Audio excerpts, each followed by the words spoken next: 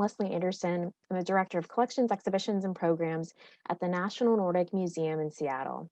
Welcome to Nordic Talks, Food Security and Sustainability, a series of 4 talks in which leading innovators and advocates for sustainable food practices and conservation discuss solutions to contemporary issues in the areas of fine dining, food processing and packaging, and agriculture. Leaders from the Nordic region and the state of Washington are participating in this series of panels to increase awareness and inspire positive actions for a more secure and sustainable world. This is the 4th and final panel in the series, and it's titled Finding Solutions to Food Waste. This panel brings to light the pervasive problem and indelible impact of food waste on the global economy, the environment, and our society. Approximately 1/3 of food produced is discarded, yet change is possible. Panelists in different industries offer us creative solutions to combat food waste. Moderated by Suvi Jarvala Hagström, cultural counselor and head of cultural affairs at the Embassy of Finland to the United States, this panel includes the head chef and co-founder of a zero waste restaurant, the head of partnerships of a mobile application that connects consumers to unsold food, and a Seattle-based writer on food and sustainability. For this panel, the National Nordic Museum is grateful for the support of the Nordic Council of Ministers, the Embassy of Finland to the United States, the Barbara Osher Pro Suecia Foundation, and Scan Design. Now it's my pleasure to introduce this panel's moderator, Suvi Jarvala Hagström. She is the head of cultural affairs at the Embassy of Finland to the United States in Washington, D.C. She was born in Helsinki and holds a Master of Laws degree from the University of Helsinki. She's a career diplomat who has previously worked at the Embassy of Finland in Berlin, where her tasks included following Germany's climate and energy policy. During her tenures as the permanent representation of Finland to the European Union, at the European Commission, and at the Federal Ministry of Transport, Innovation, and Technology in Vienna, she participated in drafting and negotiations of transport legislation and agreements.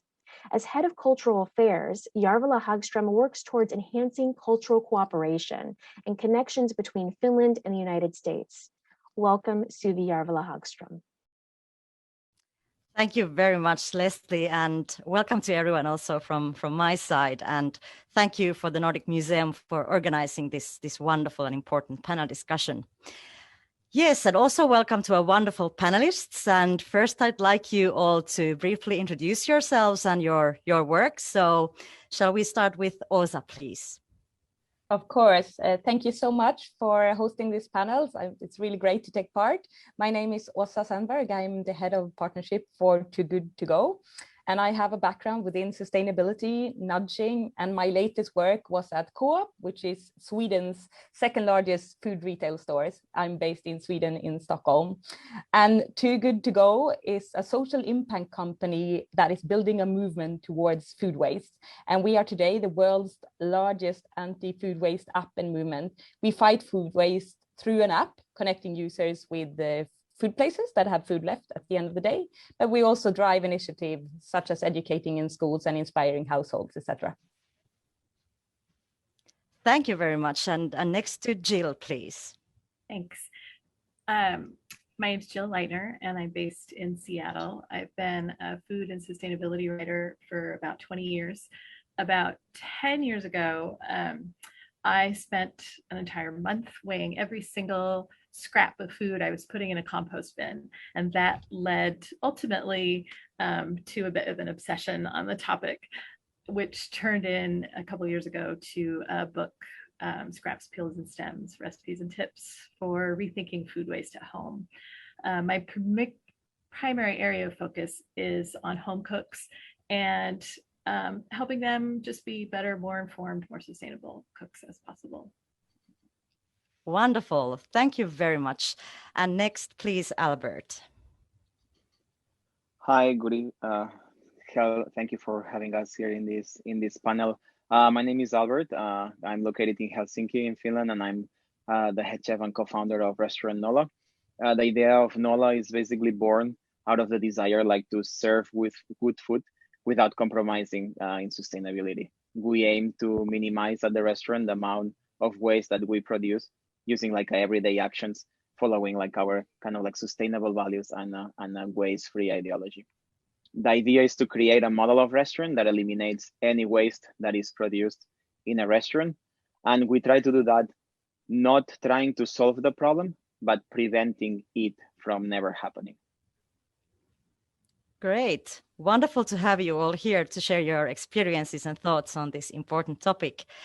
Yeah, actually, Leslie just mentioned that around a third of food produced globally for human consumption is lost or wasted. And this is, according to United Nations Environment Programme, nearly 1 billion tons of food waste that was generated in 2019, for example. And of course, simultaneously, we have the 10th of global population, which was undernourished last year. So, of course, a huge challenge for us all. So how do you see from your perspectives, what are the causes for food waste?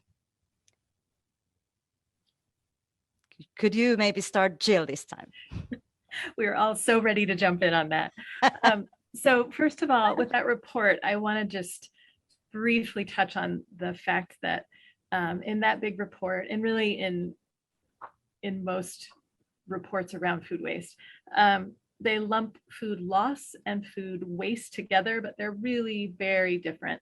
Food loss comes about from, gosh, how would, so you might have a better description, but it's about when the infrastructure doesn't exist to keep food from spoiling in the first place. Food waste is, let's say I order a double cheeseburger and a large fries and I only eat a third of it and I toss the rest of it in the bin. That is food being wasted. And so those are fundamentally, I think, really different. And they speak not just to different infrastructure, but to different income levels of the people who are doing the losing or the wasting. And they have really different solutions. Yeah, I agree on that as well, and it is a difficulty with the terminology here as well, the food waste and what does that include, and I would also say there's a couple of different things. Like first, it's also a geographical aspect, depending on where in the world that you are. Like in undeveloped countries, the vast majority is wasted at the very start at the supply chain, meaning is the farmers there doesn't have the right practice in place or the right storage, etc. But when it comes to higher income countries, it's completely the opposite. We have the technology and everything and all the insights and stuff, but we have become so complimented and so disrespectful towards food. So we waste it at the very end of the supply chain. So that is also one aspect to take into consideration. But I would also say we usually at Too Good To Go, we speak about, we take it into the 3 A's when we talk about why we waste food. First, we talk about abundance, and that food has become so abundant that we expect shelves to be full and of perfectly good looking food all the time. You know, when we go to a buffet or we go to the supermarket, we always expect it to be full. And because we can take as much as we want and we can take it whenever we want, we're also more prone to throw it away. So that's abundance. And then we talk about affluence, and studies have shown that as a society, we have become more affluent in the developed world, and the more affluent a society is, the more we will waste, meaning the food is becoming cheaper and cheaper all across the world. And because we're no longer putting as much value into food, we are also starting to waste it more.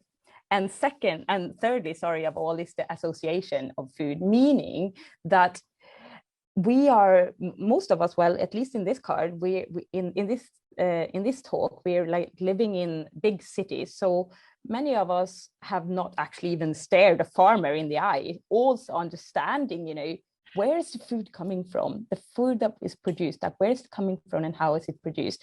And because we do not longer understand how the food is produced, we're also more prone to throw it away as well. We have lost respect for food. So I would say that's three A's of why we waste food. You know, I don't know if something that was really happening, particularly a little over a year ago in the United States, was panic shopping, right? You talk about abundance and how in wealthier countries we're just used to it. And, you know, there were all of these warnings about the supply chain. And so you would walk into a grocery store in my neighborhood and there would be no pasta, no beans, just empty. It was the first time in my life I've ever experienced that. And now I'm kind of assuming that a whole lot of my neighbors have pantries at home that are still packed to the rafters with pasta and beans. And I know that lately, and I don't know if this is a Seattle problem, an American problem, or a global problem, but I'm starting to hear my chef friends kind of talking about how there's continuing to be issues in the supply chain where things that they have relied upon as being available aren't, and so they're having to change their menus, they're having to drop dishes. I don't know whether that is how it's going to be or if there's something else happening, right? That's just specific to this time.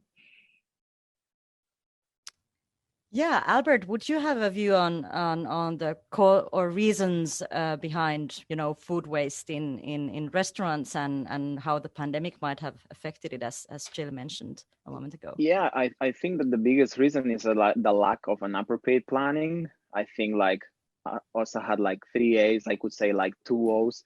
I think overbuying and overproduction is actually the biggest causes in a restaurant. I think that it's basically the result of an inadequate forecasting of the consumer demand when they come to the restaurant, by one, preparing the preparations that we will sell to them, or then over ordering much more produce that we actually will use. But I really like this idea of abundance. And I think as well that this is a problem that society have, and it's probably maybe related, in my opinion, as well, in marketing, this idea of we always need to have everything all the time. We love to see full tables. We love to see full fridges. We love to see everything full, full of much more that we need. And I think that, a big, in my opinion, fail of education. It's as well one of the causes of food waste. I think we should be much more educated on understanding what we need, how we need to process it, and how we need to store it. Can I add to this? I think that's super interesting, actually, what you were saying. And we did a study on this at Too Good To Go in Sweden, where I'm based, and we did a survey where Swedes was asked why do they actually throw away food? And it was so interesting because many people do not actually see themselves accountable for throwing away food, right? They think they are the best. Right. And that's so not correct at all, at all. And the two top reasons why they do throw away food is one, that they are scared of being sick if they are actually eating leftovers and you forget what you have at home, etc.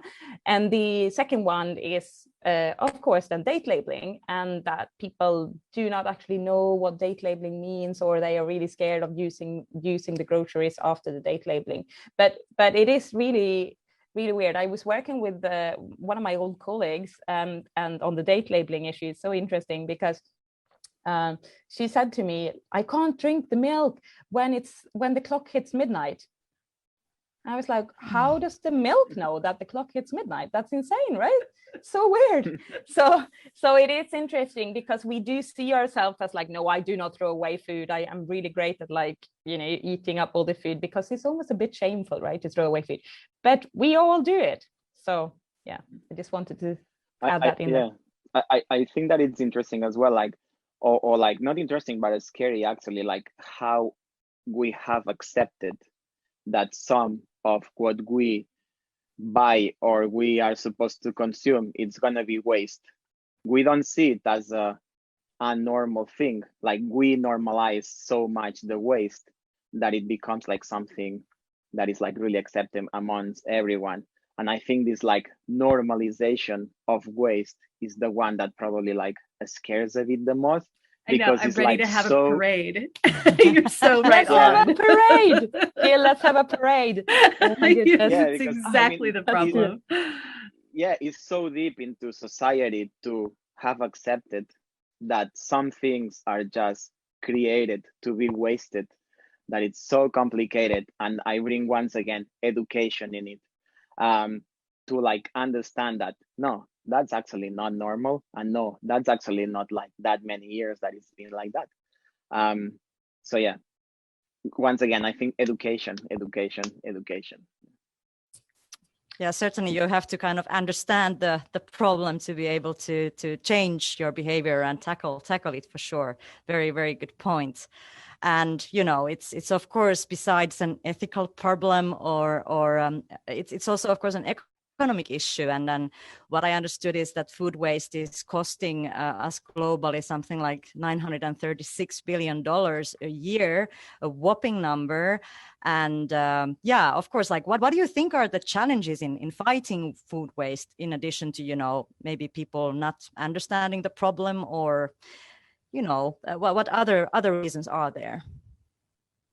Well, I can come from a behavioral side of things. You know, like we need to do a massive change, and it's on all levels, because food waste is in, you know, it's in the whole chain, and it's everything from structure, policies, behavioral change.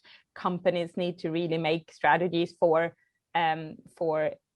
decreasing their waste, but one of the biggest challenges is actually, I would say, behavioral changes in the household, because that is actually, like in our parts of the world, it is that where the biggest waste is, and we just see it. I normally used to say that if you are to change the way you behave at home when it comes to food waste, you need to really make an active choice to do so, and then go for actions. It's the same thing if you are to start training, say exercising. It doesn't just happen automatically. You know, you don't just automatically appear at a gym in this really nice, like, whatever training suit you have. Like, it's a process, right? And you might research things, and you might research what gym you are going to, whatever. It's the same thing here. You're not just going to start decreasing food waste without actually making an active choice. So you need to do that and then make a plan for it. So I would say that's one of the biggest challenges that we are facing. Like, we need to, as Albert is like really greatly saying, like, we need to continue the education all through the chain, and really, you know, we cannot stop talking about this question and the importance of it. I love Albert's use of we've normalized food waste. So we just have to normalize not wasting it, right? And I do want, you mentioned about how it's like going to the gym, you don't magically appear. I do fret a little bit that there can be so much internalized guilt in the realm of food, and that I don't think internalizing guilt about wasting food is going to magically inspire you to improve your habits. I think it's about something that should be not necessarily exciting. It's not like, yay, I'm not ever going to waste food. Not that I'm against parades, but if it could just be shifting of a habit, like maybe in the United States, maybe you're driving less, or maybe you need to budget for something in the future, and so you're going to start setting aside a little bit more money. Like, it's kind of boring, run-of-the-mill, day-to-day, every day for the rest of your life kinds of things that you need to change. It's not a short term and you'll never do it again. It's that it needs to be a lifelong, slow, boring, hopefully not guilt-inducing habit change. You're gonna not be perfect all the time, and that's okay. You just need to be better. If everybody can be a little bit better. And when I say everybody, I mean individual households, because that's the number one source of the problem. But I also mean every other step in the supply chain. And then we get to some really exciting things like, well, if we have stopped wasting food, then we can start really improving the infrastructure to make sure there are no food insecure people, you know, anywhere in the world. And we have the food, the planet grows the food or produces the food. We just aren't having it distributed equitably. That's like my big long-term picture there. I would like to add as well, and I think that, as Osa was saying, like, it's probably like in these high income societies where like most of the food is like wasted like at the end of the chain. I think for me the biggest challenge to fight again is like to create food waste is too cheap, and it doesn't like affect individually anyone like straight away if they don't think on the bigger picture. Like if you overbuy and you just throw it on the bin, it doesn't bring much to the person that just threw the food, except like losing the little money, because once again, as Osa was saying, like the food is like too cheap to buy. So this idea of like, well, I overbuy, but you know, whatever, I just put it like to the bin, because at the end of the day, that's not like that's problem. Like fighting this idea of like it is okay because doesn't affect me personally that much if I don't think in the global picture.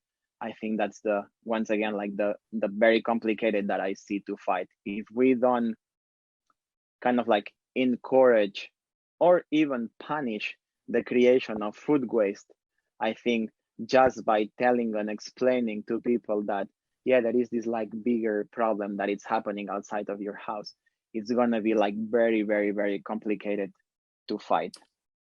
I so agree. I just want to like give you a high five on this. Like are you so right? I mean, it should, you know, it should ache in your gut when you throw away food. Honest to God, like why do we do it? I totally agree with you on this, and I think we need to get there. And I spoke about the respect of food, and I mean, like when you throw away something like a product or a fruit or whatever you throw away, it's not just that piece of food that you throw away. You throw away all the resources that went into producing that food. It's soil, it's water, it's labor, it's transport, it's energy, you name it. And that is what we throw away. It might just look like this little, I'm Swedish, so meatball, when you like, you know, whatever it is, right? But it is not just that meatball. It was everything that went into putting that meatball on your plate. So yeah. Yeah, certainly. It's the labor, it's the water, it's everything, you know, made you know, to be that meatball portion possible as well. And of course the greenhouse gases that come out of waste and everything. So yeah, sure. And yeah, and actually luckily I think there's a lot of solutions that we actually, how we can help reduce food waste. And I would love to hear from each one of you, like what are you doing how do you do that via your work, and what inspired you to do that? Like did Albert, did your stomach ache from wasting food in a restaurant that you started Restaurant Nolla? And yeah, I would like to hear more about your solutions. Well, when you like working all my life in fine dining, when you start realizing that you are serving 40 people a day and you are creating like I don't know, 20 bins of waste a day, yeah, if your stomach doesn't ache, there is something wrong with you. So yeah, that's, I think the idea of Nolla, it came from here. Like I think that when you start cooking, it's very complicated to get like the big picture what is happening in the restaurant. You are just focusing on like a moving forward and trying to achieve what you need to achieve at the end of the day. That is like finishing the service right and making the customer happy. But once, a little bit like a horse that has like these blinders, once these blinders start opening and you start realizing like the bigger problem that is there, I think that either you take responsibility or not on contributing in my opinion, sick industry that we are in, like this restaurant industry. I think in the restaurant, like the ways that we are trying to reduce food waste is like, first of all, good planning. I think that's the most important one. There is no way that you can reduce it without a good planning. And I want to emphasize here in something before I go to the next one, that there is like this sometimes misunderstanding of what we do. People like things that we are working with food waste, actually, that we are maybe like working with supermarkets or shops or other businesses that have like ingredients that it go to expire or not. And this is something that we don't want to do just because we don't believe on accepting waste. So we don't want to use waste, because in that way I would be accepting that waste should be always creating to have my business working. So another way of doing is that we want to rethink the traditional way of working with the ingredients, why there is novel parts of the ingredients that can be used and why there is more like let's call it, I don't know how to call it, simple parts of ingredients that they are like made to just throw away. Why we cannot use pills? Why cannot use stops? Why cannot rethink on all the way of like how using like these ingredients that traditionally they've been like thrown away. And then one big part that we are doing at the restaurant is composting. We have like a composter in house at NOLA, and then all the, I hate to call it waste, because at the end of the day, when it's composted, it's like someone else will use it. So it's maybe like waste with value. I don't know. Yes. I'm still like looking for the word for it. So like compost all the bio waste with value that has been used but can be served to the customers. For example, like things that you use like for, I don't know, doing the stocks, and then like repurposing it for other businesses, like for example, fertilizing the soils from our farmers, or like using as a bedding from like animals that then will be moved to like a composting piles, etc., etc. I think that's something very important for me, like how to help to reduce the food waste is like not what we can do with food waste, but like how we can prevent food waste to happen. And I think sometimes this is an idea that we forget, because once again, by how to use food waste, we are accepting that food waste, it will be there. Great, sorry for wonderful. the long No, it's very fascinating. Thank you very much for explaining that. And maybe Jill, can you tell about your work? So the vast majority of my work is speaking directly to home cooks, and a big part of it was kind of touched on a little bit ago. It's, I can get really excited and nerdy about like, let's make sure that this little bit of food scrap, gets roasted up and turned into something crispy and delicious. But really not a ton of actual pounds of food waste happen from like potato peelings every year, right? Not in one person's kitchen. Where it does come into play is those best by or sell by dates that nobody understands. The concerns of, this sat in my refrigerator for 2 days and I feel like it must not be good to eat. Those really basic level things, on top of, if you buy too much at the grocery store, you are setting yourself up to fail when it comes to food waste. So change your buying habits through, oftentimes just through little tweaks. One of the things that I suggest is, because every kitchen is different and every family's day-to-day eating habits are different, which means that every family's number one source of food waste is going to be different. In my household, I had this problem with buying a particular brand of local yogurt that is super delicious and comes with all these different fruits mixed in. And I knew that I was throwing out a bunch of it. And I didn't love it, but it was so yummy. So what I realized is I had to, if I just stopped bringing that item into my home for a while, I was getting rid right off the bat of the number one source of food that I was wasting in my kitchen. There's little tweaks along the way of, it turned out that I had all of these fruits that I could mix in whenever my little heart desired. So if I just bought the yummy plain yogurt from my favorite local brand, then look at that. And I stopped wasting so much. And I commit, if I'm buying some yogurt and I'm bringing that into my house, I'm going to eat 100% of it. I think every household has little kind of aha moments that they'll make in really simple things that maybe you feel like aren't going to add up. But with just that one change, it can actually make a big difference. And you, Albert, talked about compost.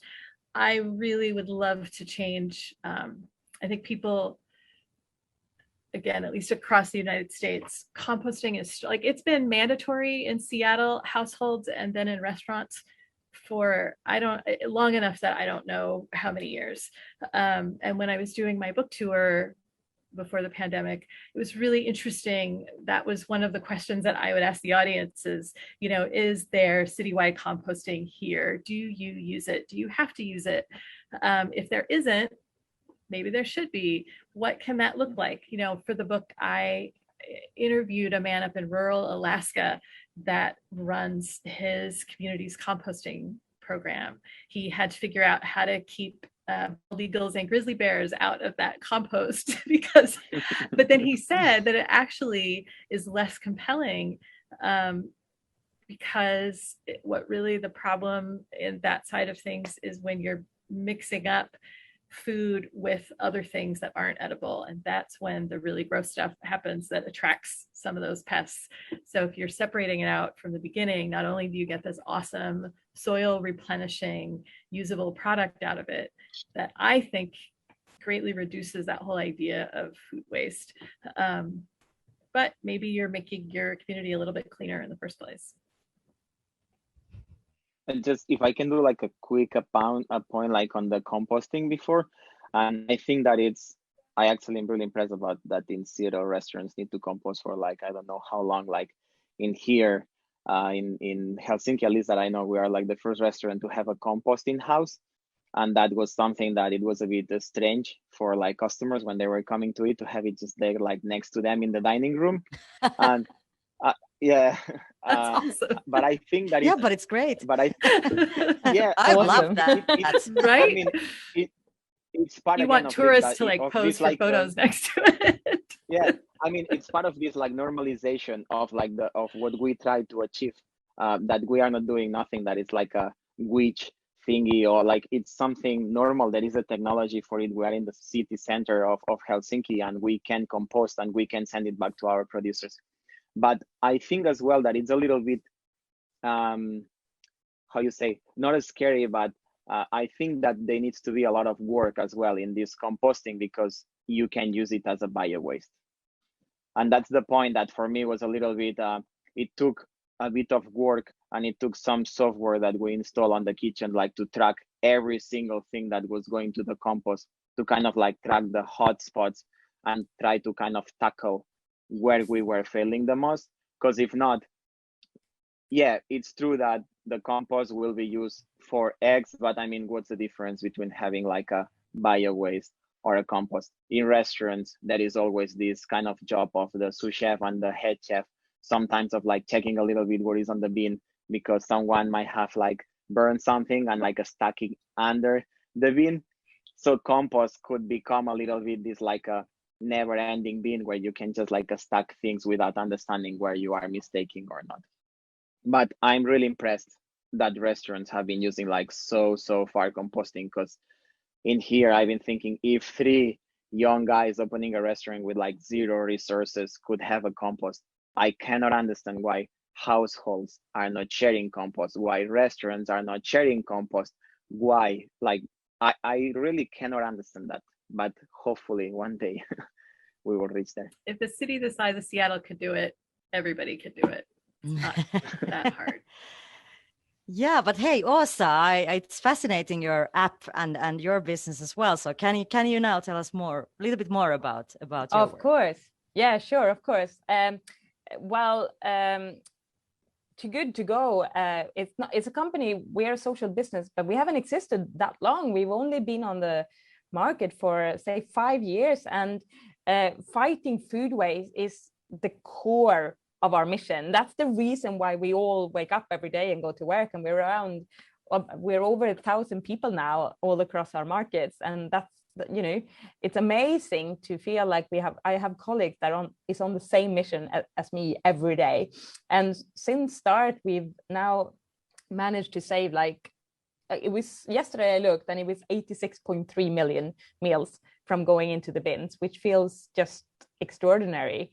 And what it is like, so we fight this war via our app, which is a marketplace that connects cafes, restaurants, supermarkets, etc., with users that can pick up a delicious meal at the end of the day for a very, like, a third of the price. But it's groceries or meals that, you know, it's nothing wrong with them at all. It's lovely. It's a lovely meal, but it would have been thrown away at the end of the day. So you can pick it up at a specific time slot and go home and enjoy this beautiful meal. And we also work in all these different other areas, because we understand as well that food waste is all across the chain. It's not just the end consumer and the cafes or the food services. That's not just where food waste is at all. So we have a few different pillars where we work. We inspire in schools. We know that we want to influence and inspire the younger generation. They are the future leaders. They are the change makers of tomorrow. We need to talk to them. We need to understand where they are and to see how we can help.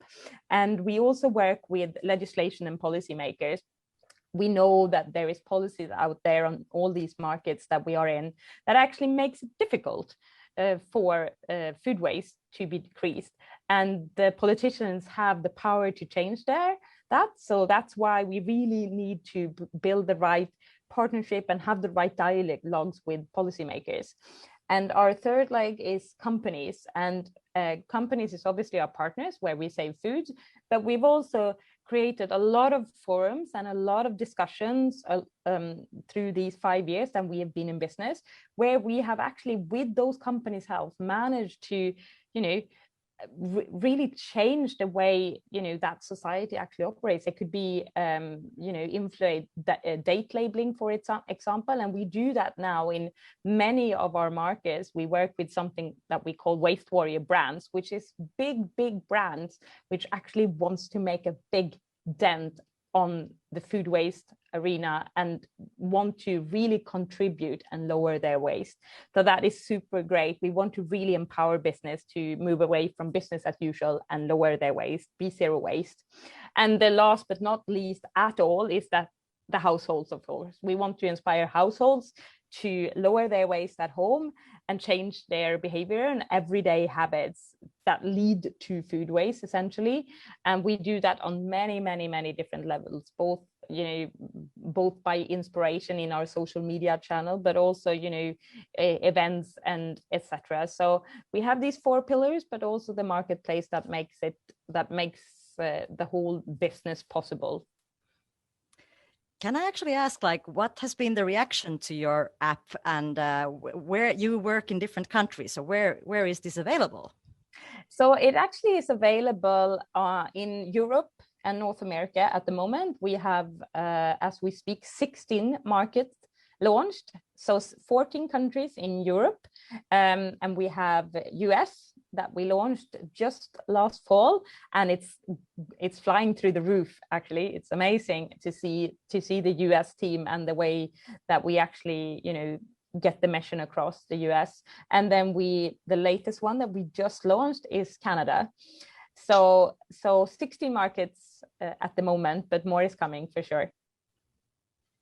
Okay, great. And actually, you mentioned the legislation and how you work with government and authorities as well. And I wanted to also, as we are from different countries, kind of touch base on what you see the governments doing at the moment to combat food waste, or what you'd like to see happening maybe in the future. So I've promised to kind of explain a little bit about Finland. So I'll maybe start with that. So of course, we have the UN target to have food waste by 2030 in households, restaurants, and shops, and also to reduce the amount of food waste in all parts of the food system.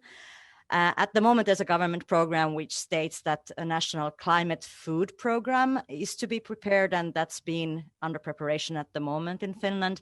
That focuses on reducing emissions from the consumption of food. And actually, one of the, I think, an interesting thing is, of course, to have the data available about food waste and how to monitor that. So I know that the National Resources Institute of Finland has developed this kind of an application for restaurants to follow their food waste. And I think around 70 restaurants, Finland is a smaller country, 70 restaurants are participating on this study, and that of course helps them as well to make informed decisions about how to deal food waste when you first kind of follow it. And of course, Finland is very heavily focusing on circular economy. So about only 1% of our waste goes to kind of landfill. But I think we can do even better. We try to also kind of emphasize recycling, but I think there is more work to be done over there. So yeah, what about, Jill, you are in the United States, so care to Yes. share us your thoughts about how things look like in here? So the last federal national change that was made was December of 2016, when some new non-mandatory suggestions were made as to how to change our best buy or sell by date messaging. And then nothing happened for 4 years. So, or at least not nationally. So what has been happening instead is states that are paying attention, and even when you drill down to cities and our counties, all of these different levels of government are realizing, I guess, two things, particularly during the pandemic. The food insecurity in this country has skyrocketed, because so many people in service and restaurant industry were out of work, still are out of work. So there's new attention being paid to how to kind of add some equity into our food system here. And that is happening at such the community level, that it's really pretty cool to witness that, just like with composting, communities are figuring out solutions that work for themselves. As far as nationally, there needs to be another redo of how we can change the best buy, sell by dates, just to really further educate people on how those are suggestions and how that might be about texture and flavor and not about actually whether it's safe or not. But that's a pretty low priority, honestly. Not for me, but for the state of the world, for the state of the country. So. Okay, and also, thank you for that, Jill. And how do things look in Sweden? Well, it's interesting to hear about Finland.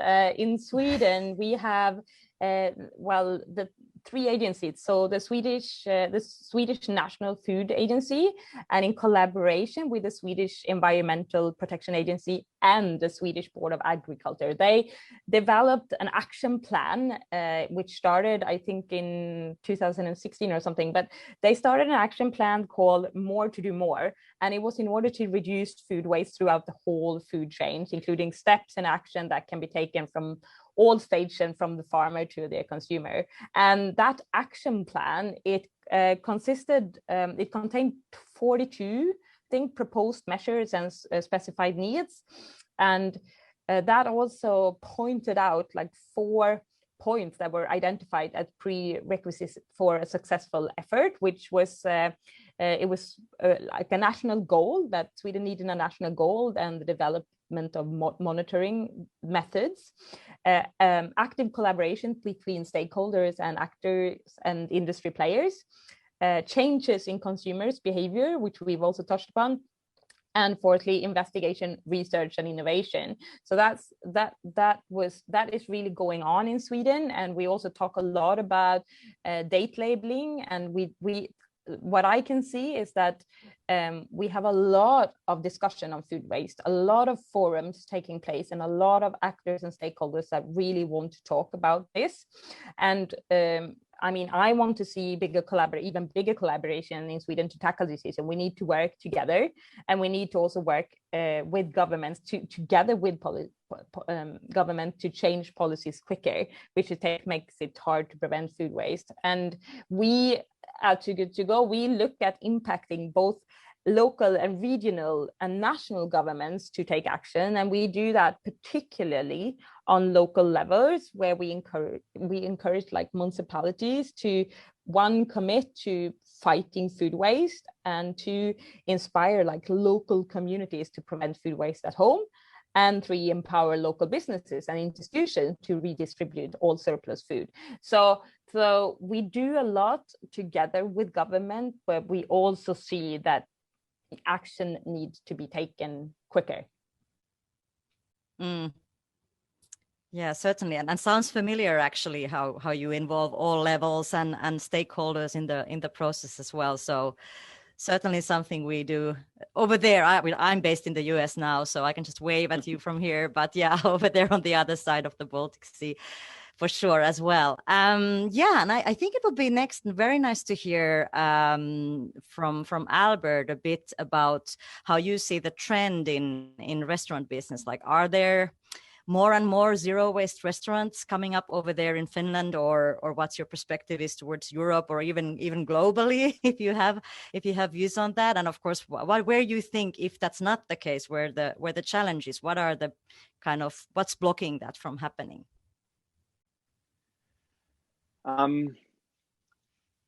This is a hard one. Sorry. Yeah, no worries. There is something that bothers me a lot on that, and it's the problem that it happens in many companies, and it's the problem of greenwashing. I don't know for real how much this is becoming a trend that is moving forward, or it's just like a facade that a lot are building to use it to make more profit. I would like to be hopeful and think that, yeah, it's moving like to a great direction, and there is a lot of people taking actions. But then when you see a zero waste restaurant using like a single use packaging and in single use like cutlery and plates, or when you see, I don't know, it makes you think a lot about, yeah, the big problem of greenwashing. It's good, and that's for sure that the topic is raising a lot, and there is a lot of talk. I'm not sure if related food waste, zero waste, but more like kind of like sustainability. And that's like a really, really positive thing, because I remember when we started NOLA and we were talking about zero waste, once again, people were thinking that we were just using like a food that we pick from containers, or like it was like very complicated, like for people to understand what we were talking about. But even though the seed is planted, I'm not sure how much has flourished yet. So let's hope that this talk moves to action, and that we can actually trust the action that is happening. Related to the question before on which actions I would like to see happening from like a government, etc., aside of like us, I'm so like agree with you that we need to take action faster, because these plans for 2030, 2040, 2050, yeah, they are good, but we know the problem, so let's tackle the problem. Like, we made the studies already, so we just need to move forward. Aside of that, I think that it should appear more and more, I don't know, sometimes like the words in English, sorry, but like a councils or like associations that would check if what the companies are doing is for real or not. I think to kind of like solve this, like a full filling our mouth of like how sustainable we are, but like not knowing for sure if we can trust people moving towards more sustainability practice or not. So I think we should put like, a government should put more effort on like creating groups that they check if this is happening or not. And if this is not happening, I think that what I would like to see from governments as well is like, we should give incentives for companies that are doing a good job, or then punish through, I don't know, penalties, taxation, the price of taking the trash, companies that are not doing a good job or not. I think that, yeah, action is required. And I think that at the end, sadly, talking from companies, if we don't touch their profits at the end of the day, it's going to be like very complicated, like to change the behavior that they have. Something that it was very complicated, like opening a zero waste restaurant, is being like one alone. I think like it would be very great if others like follow, because like, even though it sounds really cool being pioneering, it's not that fun. I think that it makes jobs much more complicated, like when there is no demand on the way that you would like to purchase, or on the way that you would like to work, and you are just one demanding that, it makes very complicated, like to find companies that actually want to work with you. So yeah, by increasing the volume of companies that would work on the same ways, and in this case restaurants, I think it might be much easier for everyone to find a way to move faster. And that might be a problem why others, they don't go, because it needs an extra step that if you are not very convinced and you don't want to take real action, you will not do, because implementing the practices to become a zero waste restaurant, even though you get used to it very fast, at least the experience that I have, it takes a lot of effort and it takes a lot of thought. So yeah, is a trend? Yes, probably. Is a talk? Definitely. Is it real? I don't know. And that's where I think government should like take more action in it, and just like check a little bit more like what's happening. Yeah, intriguing to hear if you find that there's a big leap for others to follow as well. But yeah, of course, it's also interesting maybe from the consumer perspective. And I know, Jill, you talk a lot with people and you know, how do you see something like a change in the consumer behavior? Because as we discussed earlier, of course, consumers that's a big part of the food waste problem, how households handle that. And I think to some degree, you know, one of the tremendous upheavals that the pandemic brought to us is patterns and behavior changes that we were working towards. Like, I felt like, at least in my local community, I was really starting to see zero waste thinking really get adapted by a lot of places. They were switching to, if they had single-use forks, they were made from compostable plastic, right? And so in Seattle, then that goes automatically in the compost bin, and you don't have to feel quite so bad about it. And then everything changed, and there's been this, I think, a really big step back in, you know, you can't bring your own container to the grocery store and go to the salad bar and fill up your own container anymore.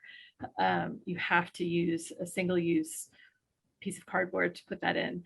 And I would love it if there was that little bit more kind of that perceived overlap between, it's different, it's a different issue, right? Food waste is not the same as food packaging waste, but they can sure feel interconnected. And while I would like it, I think in general, home kitchens, if they could just focus a little bit more on the food, you know, again, in Seattle, we take our city composting program for granted.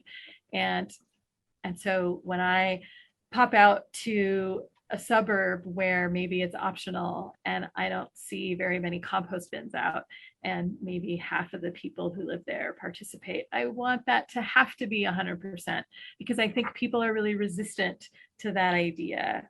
There's also that resistance to, I think also was saying something about this earlier, people don't think it's them. They know that food waste is a problem, but it's not their problem. It's somebody else's problem because they don't waste food.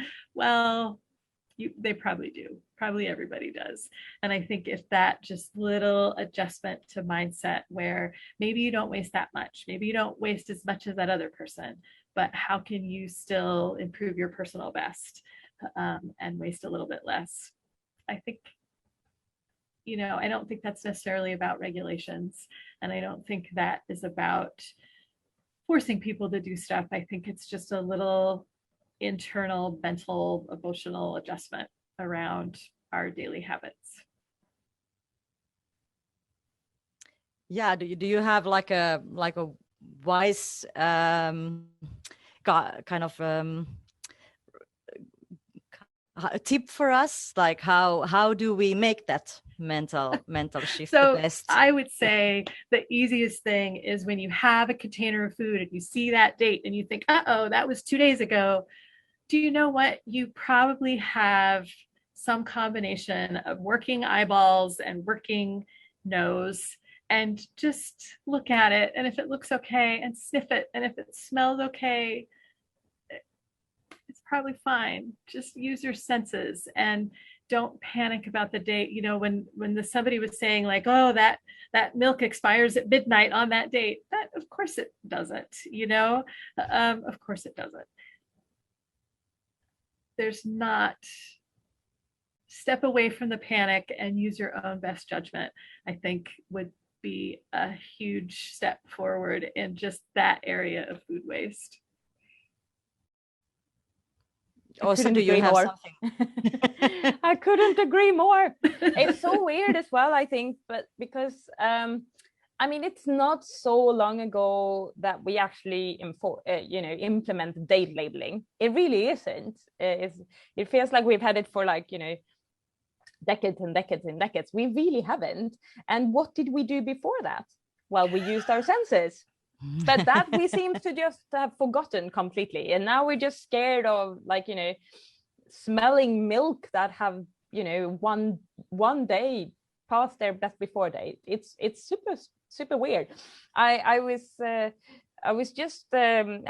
on the national television serving milk that was 2 weeks old, and they were just like, do you know it's 2 weeks old? And I was like, of course I do know that it's 2 weeks old, but it's fine.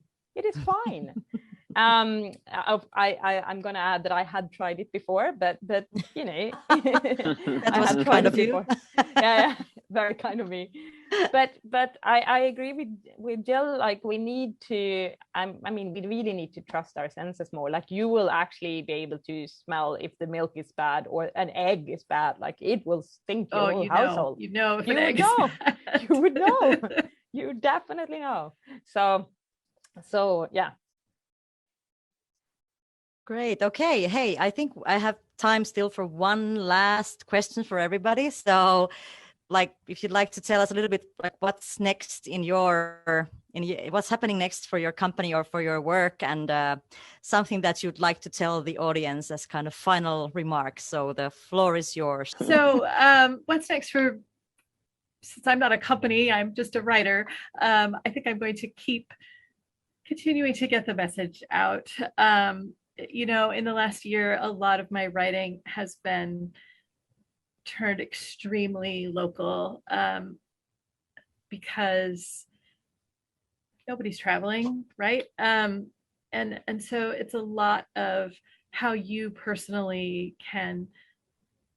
I guess the other thing that has happened in the last 18 months is that people are cooking at home a lot more, at least in the United States. And so there's this resurged interest in, I never really learned how to cook, and I don't know, it turns out I don't know how. And now I have this pantry full of beans and pasta, and I don't know what to do with them. Help. So there's been a lot of that. And I find myself, I feel like almost sneaking little messages about food waste in, you know, whether it's you brought some fresh herbs, use up those stems. You've started gardening for the first time in your life, so this is how you set up a compost bin.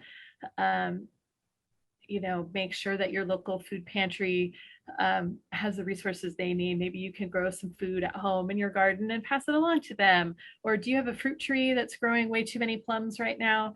Pack them up and take them to somebody who can use them rather than letting them clutter up the sidewalk. It's really small personal actions, and I would love to see bigger picture things happen, but for the foreseeable future, at least in my work, it just doesn't feel even approachable. Okay. What about you, Åsa? Well, we know that food waste is the #1 solution to tackle climate change. And I don't know if you saw the IPCC report that just was released. And we know that we need drastic measures to make that target. We really do. And we will continue to grow and move to more market and inspire even more people and save even more meals. And since 2020, we are also a B Corp certified company, and we will take that very, very seriously. And, you know, this is why we now have taken measures as well as responsibility to look at our own carbon footprint and to make sure that we measure, offset, and reduce our emission as much as possible. But I also want to say, like, our vision as a company is to dream of a planet with no food waste. And in order to achieve that, we want to inspire and empower everyone to fight food waste together. That's the key word here, together, because food waste is happening in all steps of the value chain, and we need to work together to tackle that. And from from today, we can all make an active stand to lower our food waste at home or in our companies. And there's so many easy ways and tips and tricks out there to do it. It's not really nothing to wait for. And we as a company, we do know that we cannot achieve that dream, a planet with no food waste. We cannot achieve that dream alone at all. We need everyone to work together, and we need everybody on that food waste movement train in order to make that massive change that we really need to get on. And together means that everybody across the whole society. So don't feel that you're sitting at home and feeling like, I don't know if that makes a difference, if I'm doing anything or not. It really does. It really does. Everybody can do something, and together we will make a big impact. Certainly, yes, absolutely. Together is the key word here for sure. Albert, your final thoughts about what's next for you, for Nolla, something for the audience? Well, I think that we opened just like 2.5 years ago, so we still have a lot to learn. And I think that the next step for us is like the first 2.5 years we've been using a lot like the rule of thumb, kind of like this common sense that we were talking, like when smelling milk, to kind of like move forward and decrease the ways that we are doing. But at the moment we realize that without the help of like learning like in the most quantitative ways, like with data, if what we are doing is good or not, it's going to be very complicated like to actually move forward. So we are starting life cycle assessments to understand like what is the impact that we have on the environment, like to understand once again where are the hotspots, how can we tackle these hotspots, and keep building this model of restaurant that we believe that in future is what restaurants should work and should like be kind of like implemented in every business. And completely agree also that every single action, it contributes to a massive global achievement. So yeah, don't be lazy at home, just start today, little actions. And we don't need to be perfect. I think this is something like a very, very important as well to understand. Like frustration is like a very big enemy. We don't need to be perfect. We just need to try to tackle and achieve and move forward towards this like reduction of waste, of food waste that we are talking to contribute in this like a global achievements that we are talking about. Thank you very much for those wise words as well. Good not to have to be perfect, but I think there are kind of low-hanging fruits that we can certainly pick and like you said, start today. It definitely is low-hanging fruits. I'm sorry to jump in there, but it really is. It's just, there is so many low-hanging fruits, like just at home that you can be doing. Use your freezer, use your senses, like use your leftover as the very treasure that it actually is. Like if you have leftovers home at the end, one day, that is time saved for you not having to cook, right? I'm sorry, I'm with two chefs. Apologies for that, but